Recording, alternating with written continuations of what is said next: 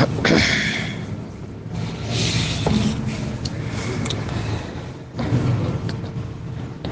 الحمد لله نحمده ونستعينه ونستغفره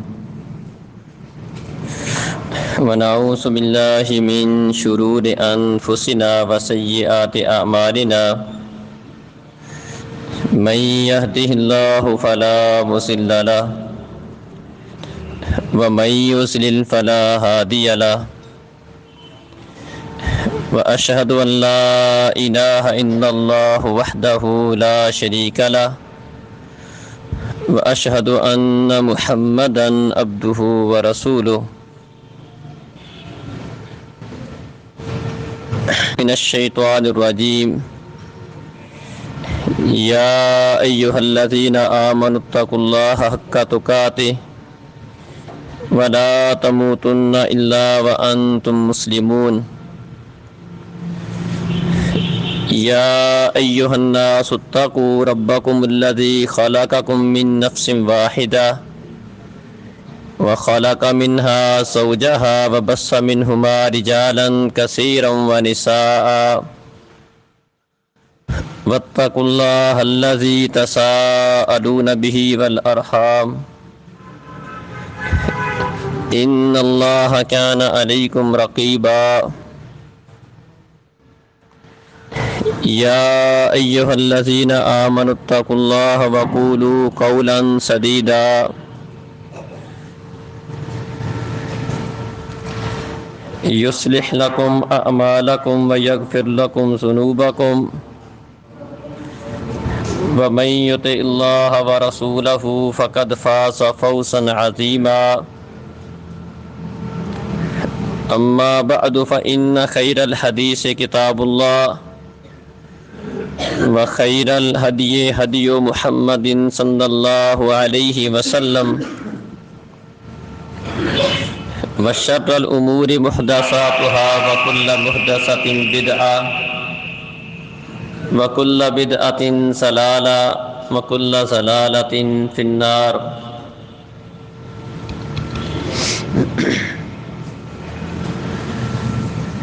الذين يذكرون الله قياما وقعودا وعلى جنوبهم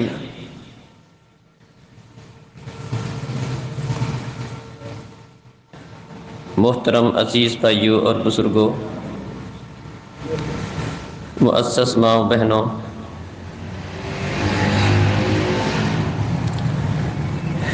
اپنے پچھلے خطبہ جمعہ میں میں نے آپ بھائیوں کے سامنے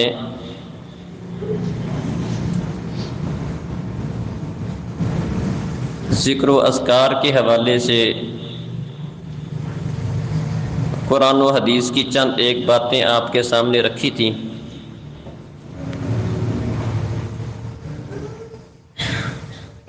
کہ ایک مسلمان ہمیشہ اپنے رب کو یاد رکھتا ہے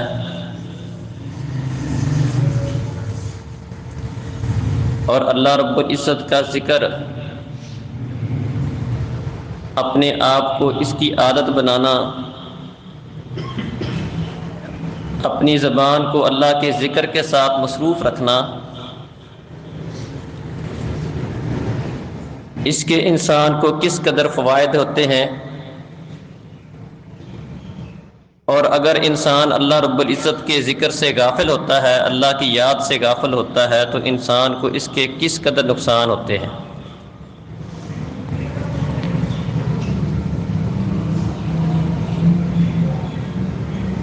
آج کے خطبہ جمعہ میں اسی اللہ رب العزت کے ذکر و اذکار کے حوالے سے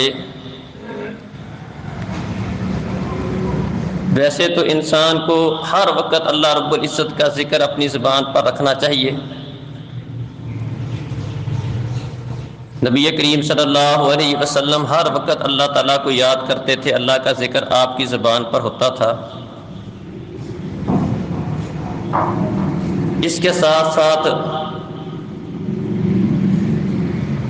نبی کریم صلی اللہ علیہ وسلم نے مختلف مواقع کے اذکار بھی بتائے ہیں، نماز کے بعد کے اذکار، صبح و شام کے اذکار۔ اسی طرح ایک مسلمان کو سوتے وقت سونے سے پہلے کن اذکار کا اہتمام کرنا چاہیے؟ آج کے خطبہ جمعہ میں ان مختلف اوقات میں سے رات سونے سے پہلے کن اذکار کا ہمیں اہتمام کرنا چاہیے اور اس کے ہمیں کیا فوائد حاصل ہوں گے، اس کے متعلق چند گزارشات آپ کے سامنے رکھوں گا۔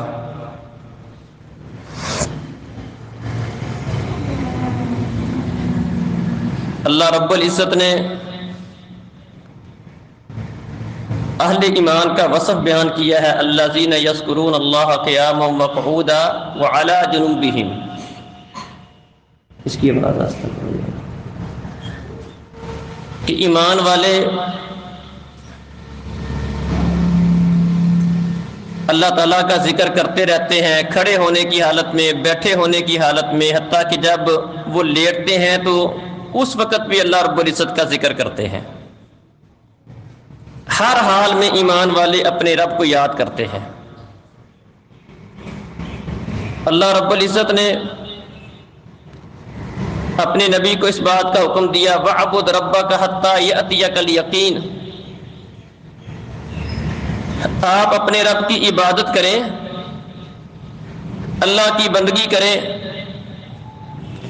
اور یہ اللہ کی عبادت، اللہ کی بندگی اس وقت تک کرنی ہے جب تک آپ کو موت نہیں آ جاتی۔ مرتے دم تک اللہ رب العزت کو یاد رکھنا ہے، اللہ کی عبادت کرنی ہے اور اللہ کی بندگی کرنی ہے۔ ایک مطلب تو یہ ہے کہ ہمیشہ اللہ کی عبادت اور بندگی کرنی ہے، اور ایک مطلب اس آیت کا یہ بھی ہے کہ بندہ ہر وقت اپنے آپ کو اللہ کی اطاعت، اللہ کی بندگی میں رکھے، کیونکہ اس کی موت کا اسے پتہ نہیں، کسی بھی وقت اس کی موت آ سکتی ہے، لہذا اس کا کوئی لمحہ ایسا نہیں ہونا چاہیے جو اس کے رب کی یاد سے غافل ہو۔ نیند یہ بھی انسان کے لیے ایک موت ہے۔ اللہ یتوفی الانفس حین موتها واللتی لم تمت فی منامها،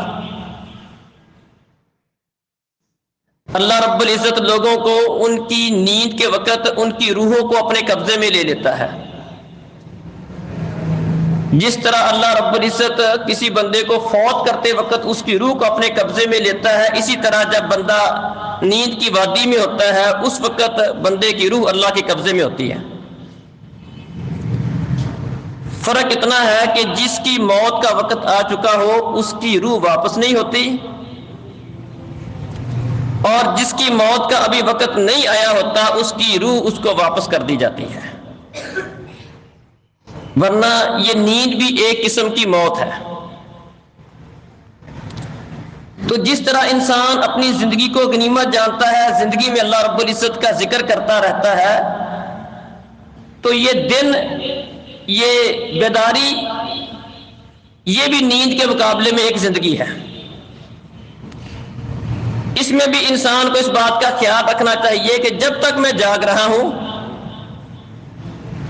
اس وقت تک اپنے آپ کو اللہ کے ذکر کے ساتھ مصروف رکھوں، اور جب میں سونے لگوں تو اپنے آپ کو اپنے رب کے سپرد کر کے سوں۔ سوتے وقت بھی میری زبان پر اللہ کا ذکر ہو، قرآن کی تلاوت ہو، بلکہ جو احادیث میں آپ کے سامنے رکھوں گا جن میں پیارے نبی صلی اللہ علیہ وسلم نے سوتے وقت کی مختلف دعائیں بتائی ہیں، ان دعاؤں کا خلاصہ یہ ہے کہ اللہ میں اپنے آپ کو تیرے سپرد کرتا ہوں۔ جتنی دیر تک انسان بیدار ہے اللہ کا ذکر کرتا رہے، اور جب اس کا آخری سٹیپ ہے، جب اب وہ سونے لگا ہے گویا کہ وہ مرنے لگا ہے، یہ اسی طرح ہی ہے، اس کی روح اللہ کے قبضے میں جانے لگی ہے۔ جس طرح بندہ زندگی کا خاتمہ ہو تو آخری کلمہ لا الہ الا اللہ ہونا چاہیے. فرمایا من کان آخر کلامہ لا الہ الا اللہ داخل الجنہ، جس کی زندگی کا آخری کلمہ لا الہ الا اللہ ہوگا اللہ اس کو جنت میں داخلہ دے گا. اسی طرح ہماری شریعت ہماری یہ تربیت کرتی ہے کہ جب ہم سونے لگے تو ہمارے سونے سے پہلے جو آخری حالت ہونی چاہیے ہماری، وہ بھی اسی طرح کی ہونی چاہیے کہ ہماری زبان پر اللہ کا ذکر ہو، ذکر کرتے کرتے ہم نیند کی وادی میں چلے جائیں.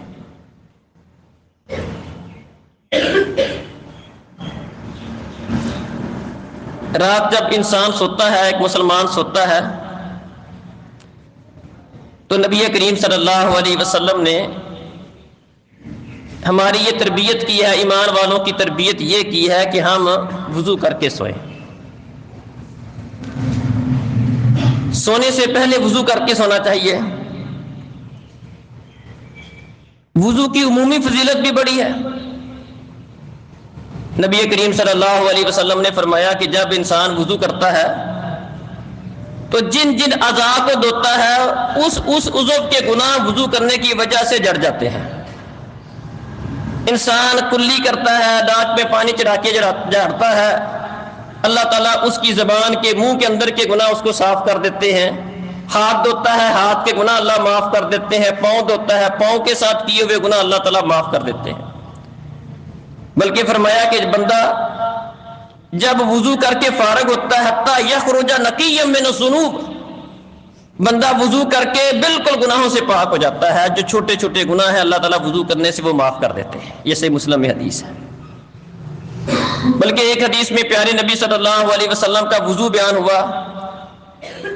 اس حدیث کے آخر میں وضو کی کیفیت بیان کرنے کے بعد پیارے نبی صلی اللہ علیہ وسلم نے فرمایا من توضأ نحو وضوء ھذا، جو شخص بھی میرے اس وضو کرنے کی طرح وضو کرے گا اور وضو کرنے کے بعد 2 رکعتیں پڑھے گا اور ان 2 رکعتوں میں اپنے دل سے باتیں نہیں کرے گا، خیالات کی وادی میں نہیں جائے گا، مختلف قسم کے وسوسوں کا شکار نہیں ہوگا، دھیان سے، توجہ سے، خشوع سے، خضوع سے وضو کرنے کے بعد 2 رکعتیں پڑھے گا، اللہ احکم الحاکمین اس کے گناہوں کو معاف کر کے اس کو ایسا کر دیں گے جیسا کہ وہ آج ہی پیدا ہوا ہے. اس سے بھی وضو کی اہمیت کا اندازہ ہوتا ہے کہ عام روٹین میں بھی بندے کو اپنے آپ کو وضو کی حالت میں رکھنا چاہیے. وضو کرنے سے گناہ معاف ہوتے ہیں. بلکہ پیارے نبی صلی اللہ علیہ وسلم نے فرمایا کہ ان امتی یاتون یوم القیامہ غرا محجلا من اثر الوضوء، کل قیامت کا دن ہوگا میری امت کے لوگ وضو کرنے کی وجہ سے اس حالت میں آئیں گے کہ ان کے وضو والے اعضاء چمک رہے ہوں گے. اور فرمایا فَمَنِ اسْتَطَاعَ مِنْكُمْ أَن يُطِيلَ غُرَّتَهُ فَلْيَفْعَلْ، جو بندہ بھی تم میں سے اس بات کی ہمت رکھتا ہے، طاقت رکھتا ہے کہ وہ اپنے اس سفیدی کو بڑھائے، اپنے اس نور کو بڑھانے کی طاقت رکھتا ہے، وہ اس کو بڑھائے. نور کو بڑھانے کا مطلب ابو ہریرہ بیان کرتے تھے. ابو ہریرہ رضی اللہ عنہ جب وضو کرتے تھے تو وہ کونی تک ہاتھ دھونے ہوتے ہیں نا، تو وہ اس کو مزید تھوڑا سا اوپر کر کے دھوتے تھے. ٹخنے تک پاؤں دھونا لازم ہے، ٹخنے سے مزید اوپر کر کے دھوتے تھے. مقصد یہ ہوتا تھا کہ پیارے نبی کا فرمان ہے کہ جو اس سفیدی کو، اس نور کو بڑھا سکتا ہے اس کو بڑھائے. ان کی یہ کوشش ہوتی تھی. تو عام روٹین میں بھی انسان کو وضو کی حالت میں رہنا چاہیے. دیکھیں نبی کریم صلی اللہ علیہ وسلم نے ایک دن فجر کی نماز پڑھی اور بلال رضی اللہ عنہ کو مخاطب کر کے کہنے لگے بلال اپنی زندگی کا وہ عمل بتاؤ جو تمہارے نزدیک سب سے زیادہ امید والا ہے. ایسا عمل بتاؤ جس کی وجہ سے تمہیں سب سے بڑھ کر اللہ تعالیٰ کی رحمت، اس کی بخشش اور جنت کی امید ہے. کیوں؟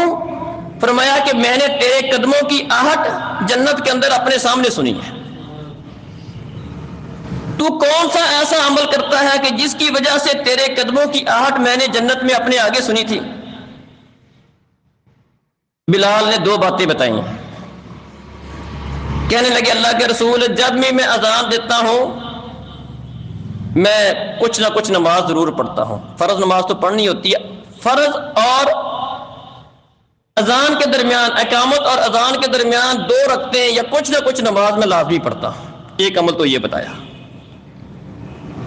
اور دوسرا عمل کیا بتایا کہ جب بھی میں بے وضو ہوتا ہوں میں وضو کرتا ہوں اور اس کے ساتھ 2 رکعتیں پڑھتا ہوں. 2 عمل، 2 باتیں بتائیں. کہنے لگے اللہ کے رسول 2 کام کرتا ہوں. ایک تو یہ ہے کہ جب بھی میں اذان دیتا ہوں 2 رکعتیں پڑھتا ہوں. اسی طرح جب بھی بے وضو ہو جاتا ہوں وضو کرتا ہوں اور اس کے ساتھ 2 رکعتیں پڑھتا ہوں. پیارے نبی صلی اللہ علیہ وسلم نے فرمایا تیرے اسی عمل کی وجہ سے اللہ رب العزت نے تجھے جنت کے اندر مجھے میرے سامنے دکھایا ہے. تیرا یہی عمل تجھے جنت میں لے جانے والا ہے. تو یہ وضو کے اوپر محافظت، اس کا خیال رکھنا، ہر وقت اپنے آپ کو وضو کی حالت میں رکھنا، اس کے دیگر بھی بڑے فوائد ہیں. جہاں پر اس سے گناہ جڑتے ہیں وہاں پر یہ ایک مستقل نیکی ہے، مستقل عبادت ہے. دیکھیں ایک عبادت وہ ہے جو ہم ایک دفعہ کرتے ہیں ختم ہوتی ہے. آپ نماز پڑھنے آئے ہیں، جمعہ پڑھ لیا آپ چلے گئے، یہ ایک عبادت ہے. ایک عبادت یہ ہے کہ جب تک آپ نماز کے انتظار میں ہیں، جمعے کی 2 رکعتوں کے انتظار میں، یہ بھی آپ عبادت کی حالت میں بیٹھے ہیں. نماز کے انتظار میں بندہ بیٹھا ہے، یہ بھی عبادت ہے. نماز پڑھ کے اپنے آپ کو اگلی نماز کے انتظار میں رکھتا ہے، فرمایا یہ بھی عبادت ہے، یہ بھی بندہ نماز میں شمار ہوتا ہے. اسی طرح وضو ایک مستقل عبادت ہے. وضو کرنے والا بشرطے کہ اس ذہن کے ساتھ وضو کرتا ہے کہ میں نے اپنے آپ کو وضو کی حالت میں رکھنا ہے، یہ بندہ مستقل طور پر ایک عبادت کی حالت میں ہے. جب تک اس کا وضو نہیں ٹوٹتا یہ ایک عبادت اور نیکی کی حالت میں ہے. بالخصوص جب وضو کرنا مشکل دکھائی دے پھر وضو کرنا. اللہ رب العزت بڑا قدردان ہے، بڑا قدردان ہے. اللہ احکم الحاکمین بندے کی چھوٹی چھوٹی باتوں کو نوٹ کرتا ہے. یہ بندہ مشکل حالات میں عمل کر رہا ہے، اللہ اس کے ساتھ اسی طرح کا معاملہ کرتا ہے. ایک بندے کا خود عمل کرنے کو دل کرتا ہے پھر کر رہا ہے. ایک ہے کہ حالات اس قسم کے ہیں، ٹھنڈ ہے، سردی ہے، نیند بڑی آئی ہوئی ہے، پھر بھی عمل کرتا ہے. اللہ اس کی قیمت زیادہ ادا کرتا ہے. دیکھیں حدیث میں آتا ہے کہ جو بندہ بازار میں جاتا ہے اور یہ دعا پڑھتا ہے لا الہ الا اللہ وحدہ لا شریک لہ لہ الملک ولہ الحمد یحیی و یمیت وہو حی لا یموت بیدہ الخیر وہو علی کل شیء قدیر. فرمایا جو بندہ بازار میں داخل ہو اور یہ دعا پڑھے اللہ احکم الحاکمین اس کو 10 لاکھ نیکیاں دیتے ہیں اور 10 لاکھ اس کے گناہ معاف کرتے ہیں. بہت بڑا اجر ہے اس کا. اب کبھی کبھار بندہ سوچتا ہے کہ یار یہ اتنی سی دعا پڑھنے پر اتنا بڑا اجر. جو مجھے اس کی سمجھ آتی ہے وہ یہ ہے کہ بازار فتنے کی جگہ ہے. بازار فرمایا کہ یہ بازار روئے زمین کے اوپر جتنے زمین کے ٹکڑے ہیں سب سے اچھا ٹکڑا اللہ کے گھر ہے اور سب سے بڑی ازمائش والی جگہ وہ بازار ہے، فتنوں والی جگہ. اور جو بندہ اس فتنے والی جگہ میں بھی جا کر اللہ کو نہیں بھولتا، اللہ کو یاد رکھتا ہے، فتنے والی جگہ میں گیا ہے، اپنی مجبوری کی وجہ سے گیا ہے، کام کی غرض سے گیا ہے، لیکن فتنے کا شکار ہونے کی بجائے اس کی زبان پر اللہ کا ذکر ہے، اللہ کی توحید ہے، اللہ کی کبریائی ہے، اللہ کی نگرانی اپنے اوپر سمجھتا ہے، اللہ احکم الحاکمین اس پر زیادہ خوش ہوتے ہیں. مشکل حالات میں عمل کرتا ہے نا، مشکل حالات میں عمل کرنے والے پر اللہ زیادہ خوش ہوتے ہیں، زیادہ نوازتے ہیں. یہ وجہ ہے. اسی طرح نبی کریم صلی اللہ علیہ وسلم نے فرمایا، مومن کی نشانی بیان کی، فرمایا عجبا لامر المؤمن، مومن کا معاملہ بڑا زبردست ہوتا ہے. اگر اس کو خوشی ملتی ہے تو اللہ رب العزت کا شکر ادا کرتا ہے، اور اگر اس کو کوئی غم اور پریشانی کا معاملہ اس کے ساتھ پیش آتا ہے تو اس غم اور پریشانی کے موقع پر وہ صبر سے کام لیتا ہے. اب یہ دو موقع ایسے ہیں کہ اکثر و بیشتر لوگوں کی حالت اور کیفیت یہ ہوتی ہے کہ جب بندے کو کوئی بہت بڑی خوشی ملتی ہے اس وقت بھی بندہ اللہ کو بھول جاتا ہے. بہت سارے لوگ ہیں بڑی دین کی باتیں کریں گے، لیکن کوئی خوشی کا مرحلہ آ جائے، خوشی کا موقع آ جائے، انہیں وہ اللہ اس کے رسول کی باتیں یاد نہیں رہتی ہیں، وہ بھی شیطان کے بہکاوے میں آ جاتے ہیں اور وہ شیطانی کام کرتے ہیں. شادی بیاہ کا موقع آ گیا، بڑے سارے ایسے لوگ ہوتے ہیں، شادی بیاہ کا موقع آتا ہے، آگے پیچھے ٹھیک ہوں گے لیکن شادی بیاہ کے موقع پر وہ شیطانی کام ہی کریں گے. ڈھول ڈمکے، گانے باجے، یہ سارا کچھ چلتا ہے. ہندوانہ رسم و رواج، یہ والے معاملات کریں گے. پریشانی آتی ہے، غم آتا ہے تو اس وقت بھی اللہ کو بھول جاتے ہیں. صدمہ زیادہ ہے، اس وقت اللہ یاد نہیں رہتا، شریعت کی باتیں یاد نہیں رہتی ہیں، بھول جائیں گے. کوئی جادو کا مسئلہ ہو گیا، خون کے چھینٹے دیکھ لیے، کپڑے کو آگ لگ گئی، کپڑے جلا دیے گئے، اس طرح کے کوئی مسائل بن جاتے ہیں. پھر کوئی فرق نہیں کرتے کہ شریعت کا حکم کیا ہے، اللہ اس کے رسول کی تعلیمات کیا ہیں، یہ جائز ہے ناجائز ہے، جس بندے کے پاس جا رہے اس کا عقیدہ کس طرح کا ہے، جو وہ پڑھ رہا ہے وہ کیا پڑھ رہا ہے، شیطانی عمل کر رہا ہے کیا کر رہا ہے. جس طرح کا بھی کام کرنا پڑے وہ لوگ کر جاتے ہیں. ان کا مقصد یہ ہوتا ہے کہ کسی طرح ہماری اس مصیبت سے جان چھوٹ جائے، یہ جادو سے جان چھوٹ جائے، یہ ہمارا مسئلہ حل ہو جائے. اکثر و بیشتر میں نے یہ بات نوٹ کی ہے کہ خوشی کے موقع پر بھی ہمیں اپنا رب یاد نہیں رہتا، اور غم زیادہ آ جائے تو پھر بھی ہم اپنے رب کو بھول جاتے ہیں. حالانکہ یہ دونوں موقع ایسے ہیں کہ ایمان والا بندہ اپنی خوشی کی حالت میں، غم کی حالت میں اللہ کو زیادہ یاد رکھتا ہے. ایمان والے کی پہچان یہ بتائی ہے، ایمان والے کا فرق یہ بتایا ہے کہ اس کو خوشی ملتی ہے، سمجھتا ہے خوشی اللہ نے دی ہے، اللہ کا شکر ادا کرتا ہے. خوشی دینے والے کو نہیں بھولتا. غم پریشانی اس کو مل جاتی ہے، وہ سمجھتا ہے یہ غم پریشانی بھی اللہ کی طرف سے ہے، میرے مقدر میں تھی، میرے قسمت میں تھی، میں نے صبر کرنا ہے، خلاف شرع کام نہیں کرنا. اس لیے پیارے نبی صلی اللہ علیہ وسلم نے اس حدیث کے اندر فرمایا وَلَيْسَ ذَلِكَ إِلَّا لِمُؤْمِنٍ، یہ وصف صرف اور صرف ایک مومن کا ہو سکتا ہے کہ غم ملے تو صبر کا مظاہرہ کرے، خوشی ملے تو شکر کا مظاہرہ کرے. یہ صرف اور صرف ایک مومن بندہ کر سکتا ہے، ہر بندہ نہیں کر سکتا. بات کرنے کا مقصد یہ ہے کہ کچھ کام ایسے ہوتے ہیں کہ جو بندہ مشکل حالات میں کرتا ہے، اللہ کو وہ کام بڑے پسند آتے ہیں. اس لیے فرمایا کہ یہ کام صرف مومن کر سکتا ہے. دیکھیں حدیث آپ نے سنی ہے، جو بندہ رات اچانک اس کی آنکھ کھلتی ہے اور یہ دعا پڑھتا ہے لا الہ الا اللہ وحدہ لا شریک لہ لہ الملک ولہ الحمد وهو علی کل شیء قدیر سبحان اللہ والحمد للہ ولا الہ الا اللہ واللہ اکبر ولا حول ولا قوۃ الا باللہ العلی العظیم. یہ دعا پڑھتا ہے، اللہ سے کہتا ہے اللہ معاف کر دے، اللہ معاف کر دیتا ہے. کسی اور چیز کا سوال کرتا ہے، اللہ وہ چیز دے دیتا ہے. اس پر بھی غور کریں کہ جب بندے کو گہری نیند ہے، نیند اس کو پیاری ہے، پھر بھی اللہ کو یاد کرتا ہے، اللہ کو یہ بات بڑی پسند آتی ہے. تو اسی طرح یہ وضو کرنے سے ایک دفعہ بندے کی نیند ساری اڑ جاتی ہے،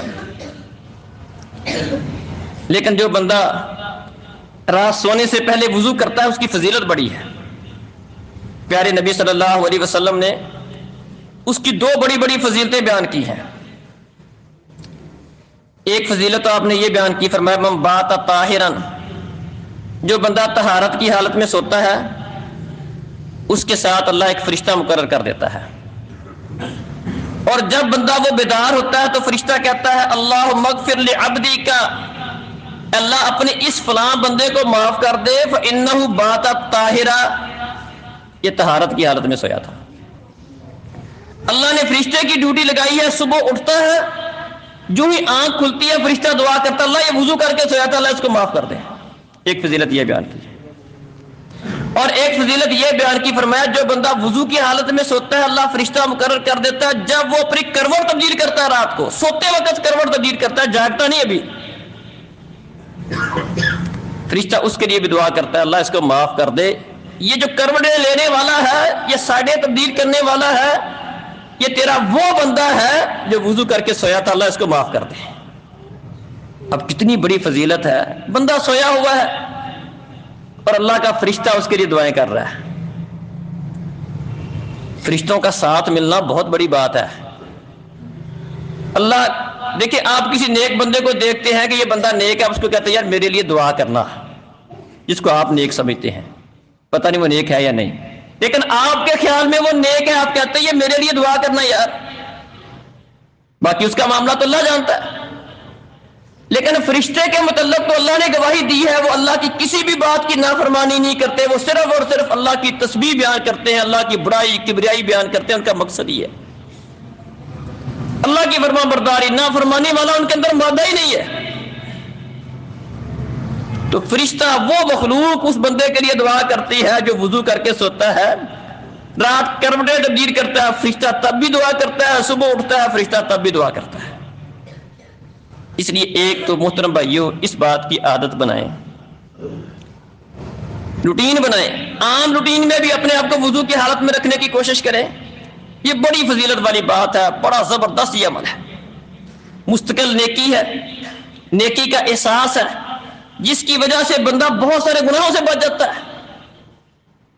اگر کوئی بندہ نیکی کی نیت سے یہ کام کرے گا، ایک طرف نیکی یہ کر رہا ہے کہ میں نے وضو کی حالت میں اپنے آپ کو رکھنا ہے، اور بد نظری کا شکار ہو رہا ہے، گالیاں بک رہا ہے، یہ کام سارے نہیں کرے گا، بچ جائے گا ان کاموں سے بھی۔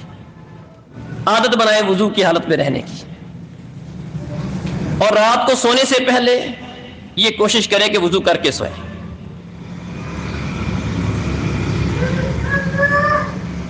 وضو کرنے کے بعد جب بستر پر جائے، نبی کریم صلی اللہ علیہ وسلم رات سونے سے پہلے سورہ ملک اس کی تلاوت کیا کرتے تھے، بلکہ اس کی فضیلت میں حدیث آتی ہے، پیارے نبی صلی اللہ علیہ وسلم فرماتے ہیں کہ ایک 30 آیتوں والی سورت قیامت والے دن اپنے پڑھنے والے کے بارے میں سفارش کرے گی، حتیٰ کہ اس کو جنت میں لے جائے گی۔ لہذا کوشش کرے سورہ ملک پڑھ کے سوئے۔ اس کے ساتھ سورہ البقرہ کی آخری 2 آیتیں اس کا بطور خاص اہتمام کریں۔ نبی کریم صلی اللہ علیہ وسلم ایک دن تشریف فرما تھے، جبریل امین علیہ السلام کہا آپ کے پاس بیٹھے ہوئے تھے، ایک زوردار آواز سنی، کہنے لگے اللہ کے رسول جو آپ نے آواز سنی ہے نا، یہ آسمان کا ایک دروازہ کھلا ہے، اور آج سے پہلے یہ دروازہ نہیں کھلا تھا، یہ آسمان کا وہ دروازہ ہے جو صرف اور صرف آج کھلا ہے، اس سے پہلے نہیں کھلا۔ پھر فرمانے لگے اس میں سے ایک فرشتہ اترا ہے، وہ فرشتہ بھی ایسا ہے کہ اس سے پہلے کبھی وہ فرشتہ زمین پر نہیں آیا، وہ بھی پہلی دفعہ زمین پر آ رہا ہے۔ پھر فرشتہ آیا، اس نے آپ کو سلام کہا اور کہنے لگا اللہ کے رسول میں آپ کے پاس 2 نور لے کر آیا ہوں، 2 ایسے نور لے کر آیا ہوں جو آپ سے پہلے کسی نبی کو نہیں ملے۔ دروازہ پہلی دفعہ کھلا، فرشتہ پہلی دفعہ آیا، جو 2 نور لے کے آیا وہ نور کسی اور نبی کو عطا نہیں ہوئے۔ فرمایا ان 2 نوروں میں سے آپ ان کو پڑھ کر اللہ سے جو مانگیں گے اللہ دے گا آپ کو، اور ان 2 نوروں کے اندر جو ہے آپ وہ اللہ سے مانگیں گے اللہ آپ کو دے گا۔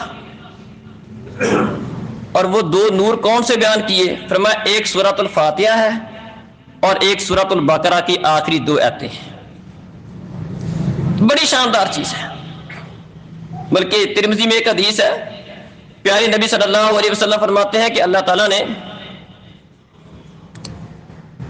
زمین و آسمان کو بنانے سے 2000 سال پہلے کتاب لکھی، اور اس کتاب میں سے 2 آیتوں کے ساتھ سورۃ البقرہ کا اختتام کیا ہے۔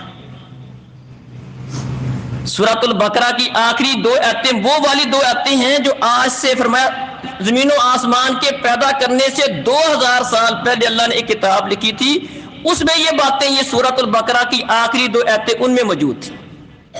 اس کے ساتھ اللہ تعالیٰ نے سورۃ البقرہ کا اختتام کیا ہے اور فرمایا جس گھر میں سورۃ البقرہ 3 دن پڑھ لی جائے اس گھر سے شیطان بھاگ جاتا ہے۔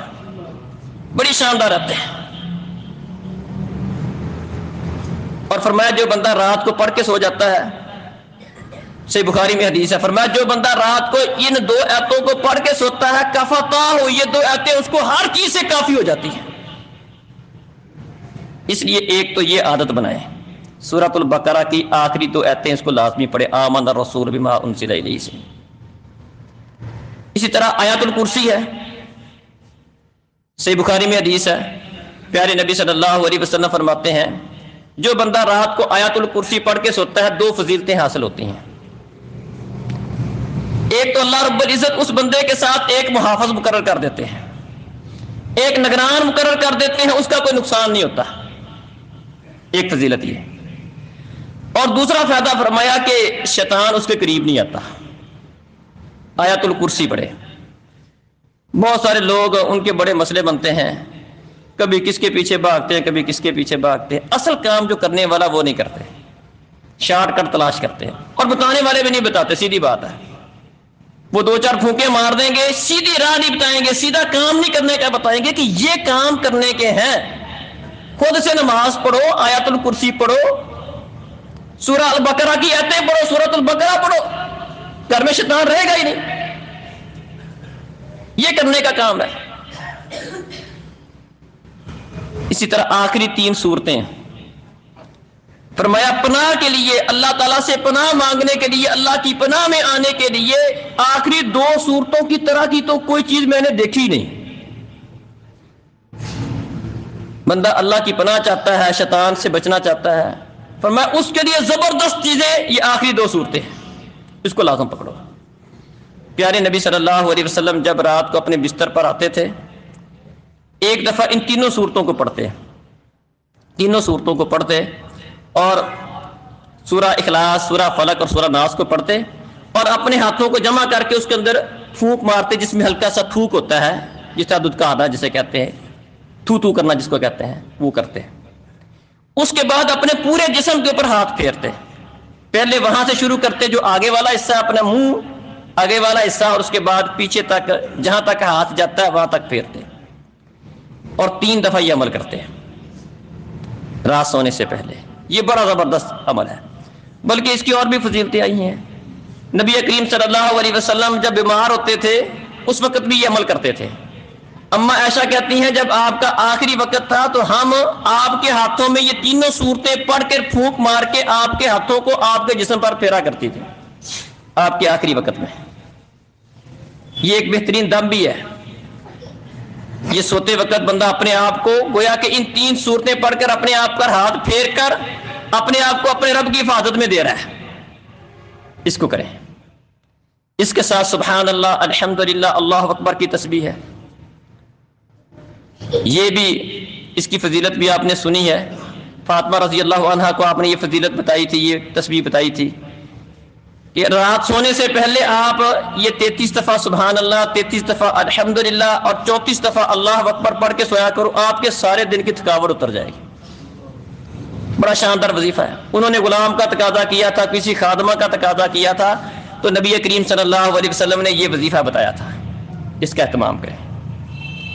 اس کے بعد دائیں کروٹ پر لیٹ کر بسمک اللہم اموت و احیا، اللہ تیرے نام سے مرتا ہوں اور تیرے نام پر اٹھوں گا. اللہ اکبر.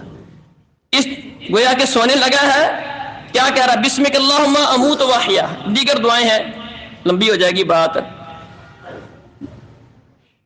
اس کو پڑھیں. کافی سارے اذکار ہیں. یہ حصن المسلم ایک اذکار کی کتاب ہے، وہ ملتی ہے، اس کو لیں. اس میں یہ ساری باتیں موجود ہیں. بڑے شاندار اذکار ہیں. اس کا ترجمہ پڑھ کے دیکھیں، ان کا ترجمہ پڑھ کے دیکھیں. بڑی شاندار دعائیں ہیں. ہم نے بندہ اپنے آپ کو اللہ کے سپرد کر رہا ہے.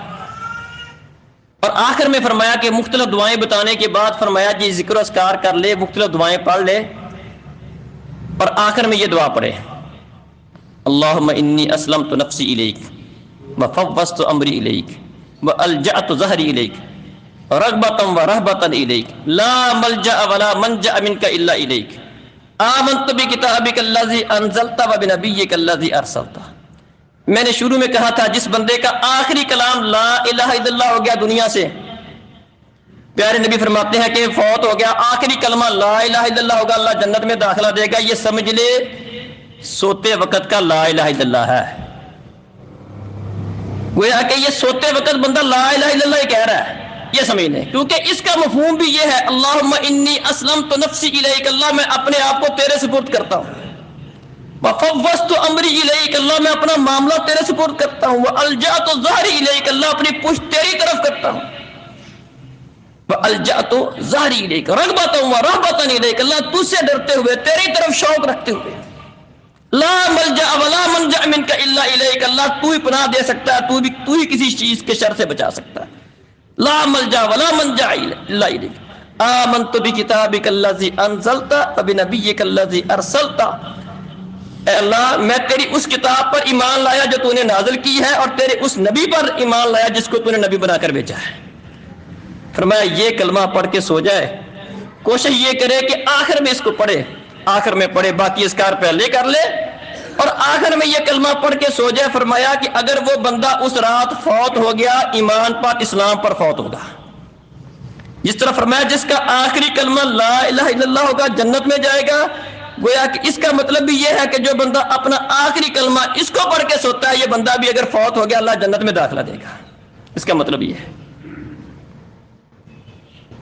تو محترم بھائیوں اور بزرگوں، یہ رات سونے کے اذکار مختصراً میں نے آپ کے سامنے بیان کی ہیں، بہت ساری دعائیں میں نے ذکر نہیں کی، بات لمبی ہو جانی تھی۔ کوشش کرے اپنے آپ کو اس کا عادی بنانے کی۔ ذکر و اذکار ایک مسلمان کا قلعہ ہے، قلعہ۔ یحییٰ علیہ السلام نے اپنی قوم کو یہ بات سمجھانے کے لیے یہ مثال دی تھی، فرمایا اس کی مثال اس طرح ہے جس طرح کسی بندے کے پاس دشمن لگا ہوا ہے اور وہ کسی مضبوط قلعے میں جا کر اندر سے دروازہ بند کر لیتا ہے، دشمن اس کا کچھ نہیں بگاڑ سکتا۔